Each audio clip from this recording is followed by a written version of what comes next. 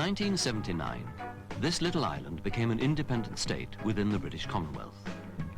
The new government instituted many projects, especially those designed to train the younger generation.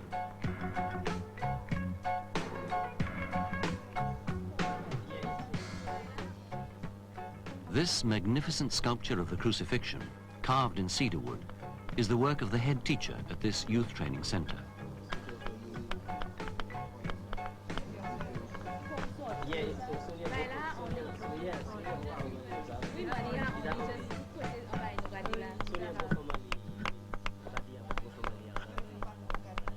In places like this, a whole variety of skills are being steadily developed.